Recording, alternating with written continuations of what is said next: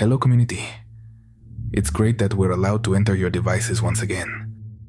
Wherever you're listening to us, whatever you're doing, we're pleased to be able to bring you a new selection of the most impactful stories and experiences that the community has shared with us. Remember, most of the people who listen to us do so merely for entertainment, without realizing that sooner or later, everyone's time will come to be the protagonists of Tales of the Night. Hello. For the past few months I've started listening to your show. I would appreciate it if my name could be omitted, if my story is ever told. This is a memory that I had blocked for a long time, due to the terror it caused me to recall it.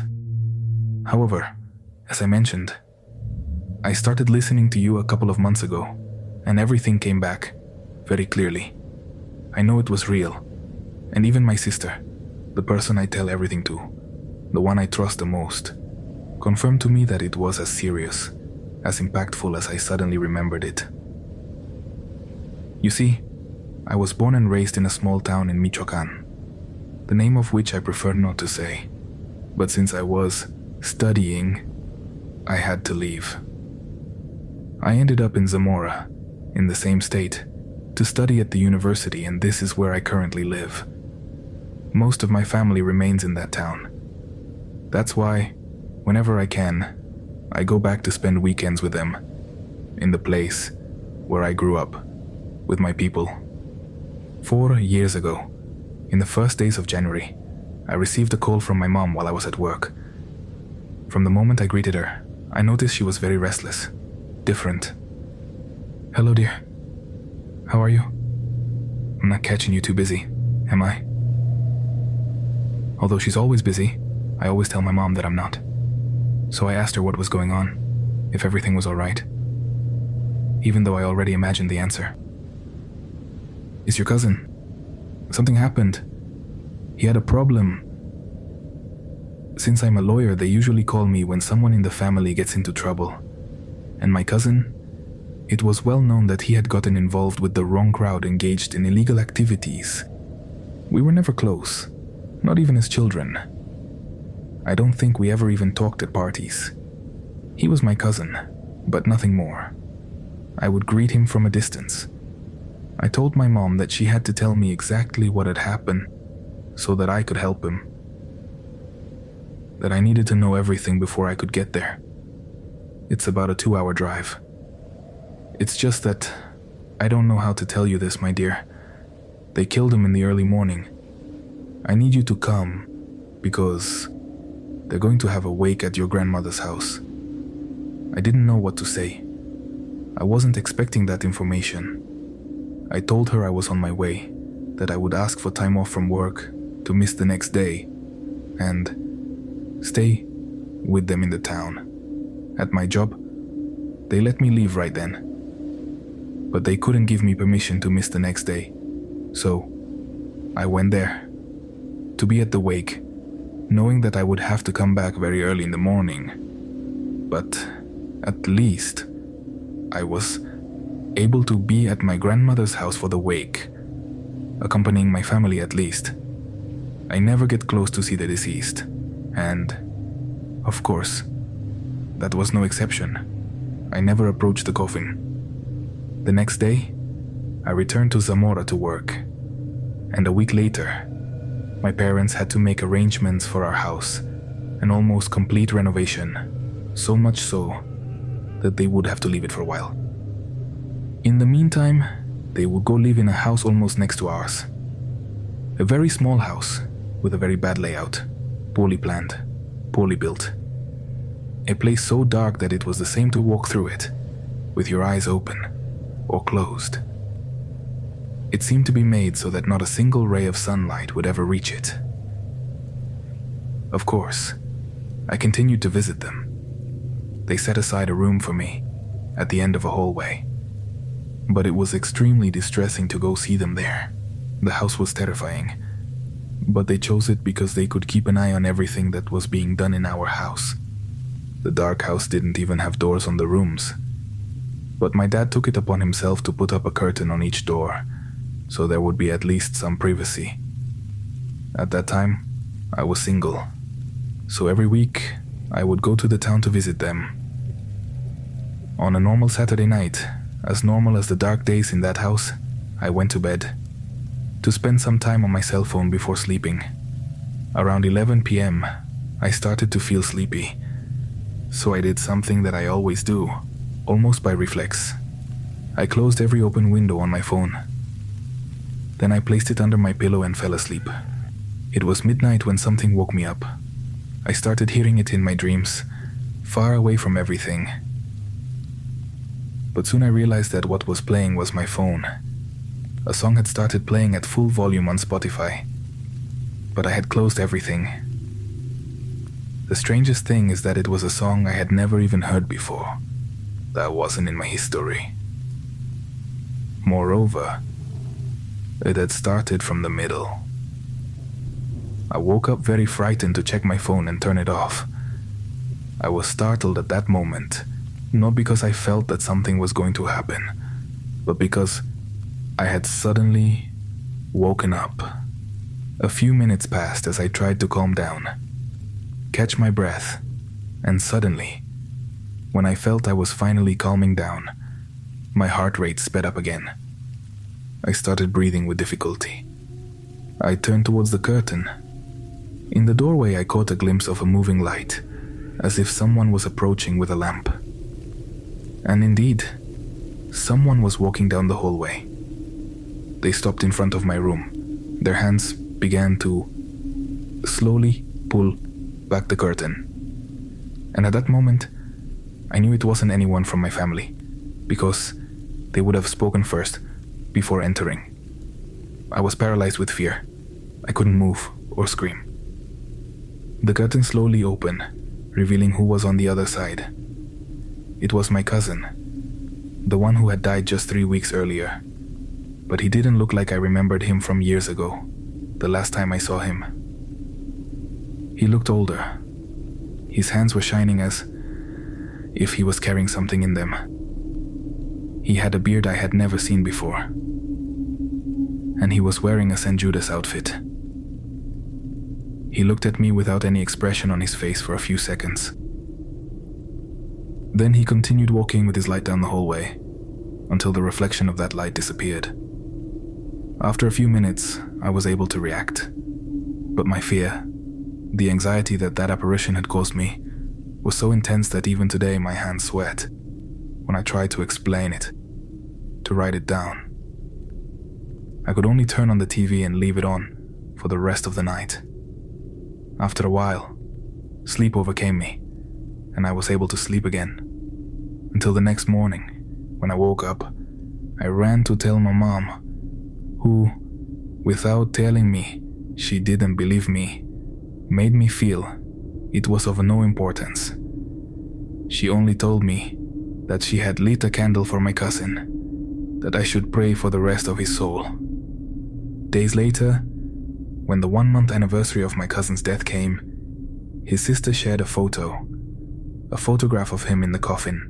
My blood froze when I saw how he was dressed, in a St. Judas outfit. In that area, it's customary to dress young people who die unmarried as a saint for the wake. That's the clothing they're left in to support them. But let me remind you, I didn't know. I hadn't even gone near his coffin. To this day, I can't explain what he wanted. Why did he appear in that house? Why did he appear to me?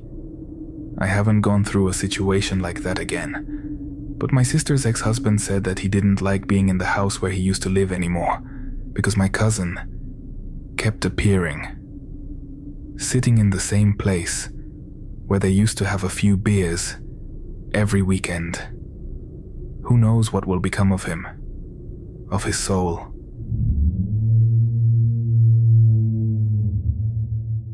We really enjoy community, discovering cultural elements like this through the stories that in that area of Michoacan, and perhaps also in some others, young deceased people are buried, dressed as saints.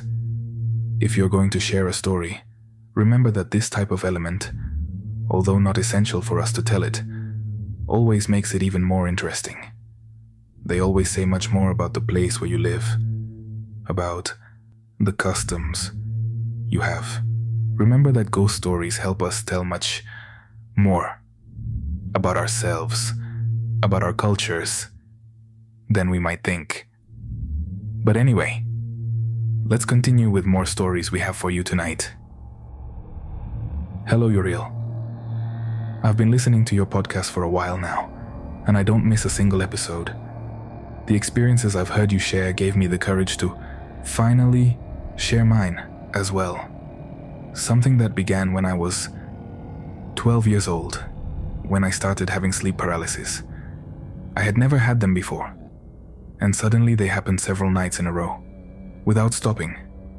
Episodes in which I saw different entities, in which I felt various presences. It was a sensitivity that came into my life to stay. And although it became more sporadic over time, several things worth telling happened during my adolescence. But today, I want to tell you about the one that would happen when I was 17. When I desperately wished never to have sleep paralysis again. I live with my sister, my mom, and my aunt. We're all women. One Saturday morning, my mom left for work very early, around 5 a.m., as she usually did. The rest of us stayed behind, but at that time, my sister went to catechism very early, so my aunt would take her and wait for her at the church until she was finished to come back with her. She was 7 years old. That Saturday, I heard them get up very early too, have breakfast, and then leave for the church. I think it wasn't even 8 a.m. yet, when I heard my aunt yelling from the living room that they'd be back in a little while, that she would leave me locked in. We have a front door and a gate, and we would leave both locked for security. I think I must have answered yes from my room, and then fell back asleep.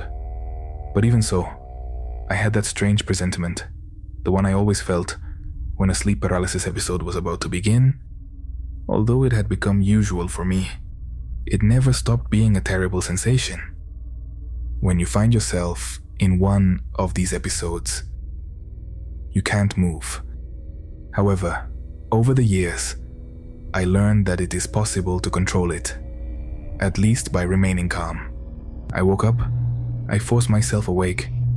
I could only think that I didn't want it to happen, at least not that morning. I just wanted to rest, but it happened again.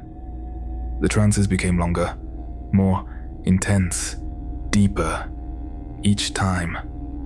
Each time they terrified me more. I managed to wake up halfway through the paralysis, fed up, tired, so much so that I started to cry. I was lying on my right side facing the wall. I gradually calmed down, recovering like after every episode of paralysis. Then I heard footsteps in the hallway. Someone was coming. It was very clear. I wasn't scared, because I thought it was my sister and my aunt, that they had already returned. I was so focused on not having another paralysis episode that I lost track of time. I felt that someone came in, that they touched my head, and a child's voice was telling me, calm down, don't cry anymore." I thought it was my sister and ignored those little hands touching me and told her not to bother me, to let me sleep. I stopped feeling the hands. My brain reacted. My sister, for starters, is not affectionate with me. She had never done anything like that. Why would she be doing that? How did she know I had been crying? So I opened my eyes. I grabbed my cell phone. It was past 9 o'clock. My sister and my aunt were probably still at church. Who else could it be? There was someone behind me, and it wasn't either of them. I turned around. I caught a glimpse of a little girl running out with pigtails and a school uniform. A uniform I didn't recognize. She ran out of the room, and I heard her footsteps moving away. The same ones I had heard coming towards me moments before. I got up quickly to follow her.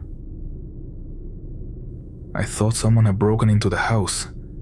At that moment, I wasn't thinking of anything other than an intruder, because I can recognize what is just a vision from paralysis, and what I had just seen was completely real. As I ran after her, I heard a noise coming from the kitchen. It sounded like things were being knocked over, and there I was sure they had broken into steel. It sounded like a chair was being knocked over, a dish falling, cabinet doors opening. I ran to check, but nothing was out of place in the rest of the house. The windows were closed, the door locked. Everything was in order, except for the kitchen. I took the spare keys and went out to the yard. Inside, there was a heavy atmosphere that was suffocating me. An atmosphere that I could only recognize as the one you feel inside during sleep paralysis. I stayed in the yard, sitting with my little dog, who looked at me with sad eyes, as if she could sense my fear. When my mom arrived, she asked me why I was outside, and trying to remain calm, I told her that I had come out to play with the dog. Then she asked me what had happened in the kitchen. I told her that I had simply gotten desperate, that when I tried to make myself something for breakfast, things fell out of the cabinets. I don't know if she believed me, but I decided at that moment not to tell her anything else. Days went by. I was calmer, and yet, one night while I was sleeping and felt an episode approaching, I quickly changed positions. Sometimes that worked for me to avoid them, but this time it wasn't enough. Suddenly I couldn't move. The door to my room was open, and I saw a silhouette enter. Something was different. The sensation was the same. I couldn't move, or scream, or defend myself, but the fear this time went beyond any other. Something got on my bed. I felt the mattress sinking with its weight. But when it reached me, the silhouette finally took shape. It was the little girl, but I couldn't see her very well. She was blurry. She got off the bed, stood beside me, and began to stroke my head again. I was more and more scared, but with all that fear, I decided to ask her what she wanted. I had dealt with presences before. I knew the most important thing was to know why they were there, to know their purpose. What do you want from me? How can I help you? In a very calm voice, she told me, I want my mom. Help me find her. Inside my paralysis, I told her I didn't know how, and she began to scream louder and louder. I want Mom. I want my mom. I want my mom. She cried and lamented, and in an attempt to get out, to wake up, I tried something that had never worked before, but it was what I felt I had to do at that moment. I started to pray. I was desperate, very tired. I even noticed I was sweating, and I cried. I cried praying until I woke up. The days went by. From time to time I would see her again in my dreams, in the paralysis episodes, until weeks later one of my aunts came to my house. My mom asked me to go to my room because they had to talk among themselves. Adult talk. I hid, so I could eavesdrop. They were talking about how my uncle had decided to remove one of the agave plants he had in the garden because it was too old and it was time for other plants. He said he dug deep down, to the root, to be able to remove it. However, he found bones. It seemed strange to him, because those bones didn't seem to be from an animal. He showed them to my aunt. They looked like human bones. They decided to call the authorities. They confirmed that they were the bones of a 6-year-old girl, and that it matched an old case, that her parents had always looked for her. They couldn't tell them anything else, or how the case would proceed. But to me, it seemed very suspicious, as if it fit with what I had been seeing, with what had been coming to me. I thought it was her, knowing they were close to finding her, asking for help. And after they found her, after they completely removed her remains, I never saw her again. That's when I spoke to my mom. Not just about the girl. I told her what I had been going through since I was 12 years old. Since then, we started looking for help. And it was when I was 19 that she took me to see a man, a spiritual guide who had his third eye very developed. According to what we were able to verify, he was well known and respected by many trusted people. We had a session where he kept my eyes closed, where he told me that I had the gift of clairvoyance. I was born with it, and that's why I had the sensitivity to see other planes, to see entities that are close to us all the time, but that almost no one can see. He told me that I could close my third eye for 5 years, and thus, for that time, I would no longer see or hear any of what had tormented me so much. And I continued to enjoy that time. Although I felt strange things, neither the sleep paralysis nor the visits from these entities have returned to my life. Although soon, in a couple of months, those 5 years will be over. I hope you share this story that I have not shared with anyone else, for fear of being judged. Thank you very much.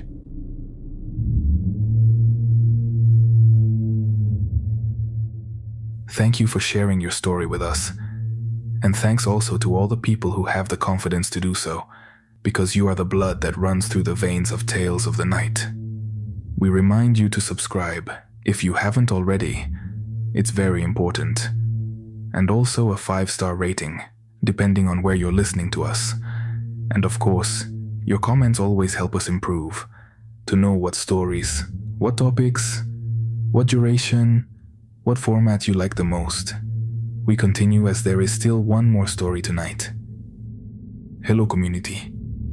My name is Daniela, and I'm from Guaymas, Sonora. A big fan of Tales of the Night.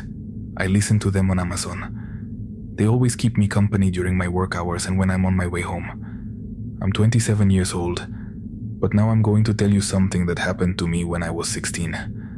A long time ago. But I still remember it with great accuracy, as if it were one of those events that mark us, that stay with us for the rest of our lives. Back then, my hobby was doing gymnastics, and that also led me to be part of a cheerleading team at a university. In addition to the team at my high school, the university was close by, about a 20-minute walk. Every day, I would go with a group of friends who lived nearby and were also cheerleaders. The practices started at 5 p.m. and ended at 8. That's why we always came back together in a group, because it was almost always nighttime. Along the way, among dry branches and lush trees, there was an abandoned building. People said it used to be government offices, but I never really knew what it was before ending up in ruins. I can only remember how eerie it always looked. The such negative vibes it gave me to pass by there. Always. Every day that I passed, I would turn to look at it attentively. Despite the negative emotions it caused me, I lived with the curiosity to turn and look at it until it disappeared from my field of vision. It was impossible. It was magnetic. Until one day, my mom called me on the phone, about 40 minutes before the end of practice. She told me that I had to go back home because she was going out and needed me to stay with my little sister at the house. By those dates, she was only 5 years old, so reluctantly I told her I would go there. I let my coach know, and I left alone. The sunlight was gone, even though it was 7 p.m. and it was quite dark. Just as I was about to pass by that eerie building, a masculine perfume invaded my senses, but it was such an exquisite smell that within seconds it produced an addiction in me, to stay there and smell it for as long as I could. I tried to look all around to see if it was some guy passing by, but there was no one around. I was completely alone. I kept walking until I was in front of those ruins, and then I saw him, leaning against one of the lush trees that were at the entrance. A man in a black suit, but an old one, baggy like those that young men used to wear in the 30s. He was wearing a hat that covered half his face, and he was smoking what seemed to be an elongated cigarette. Suddenly, he exhaled smoke out of his mouth and nose. A lot of smoke filled his surroundings and came out of him very slowly, in a sigh that seemed to last forever. His skin was a pale, deathly white color, without life. I froze, still, unable to move, as if something had completely paralyzed me. And then he turned to look at me. His eyes were 2 black orbs, so black that it seemed they were going to absorb me at any moment. A smile widened largely across his face, that I thought I was going to faint. It was too big, too wide for that to be human. Panic started to fill me, but my body didn't respond. I couldn't run, I couldn't move. And that guy, that thing, started walking towards me slowly. I remained paralyzed. I remember feeling the tears slowly running down my cheeks, and I could feel my heart beating so hard that I felt it was going to come out of my body. I felt I was going to die of a heart attack, that my heart wasn't going to withstand it at any moment. That thing was about to reach me when a tug made me return to my body. One of my friends touched me. Behind her were all the others I walked with every day, perplexed. They asked me why I was still there. It had been 40 minutes since I had left. I checked my phone, and it was full of calls from my mother. I didn't want to tell them anything. Not them, nor my mom. I knew no one was going to believe me. I knew no one could. Not even my mother, who I trusted the most. And so, I endured the scolding. That's why I decided to bring it up and share it with you after such a long time. For the first time. Thanks for believing me, if anyone does. And have a very good and peaceful night.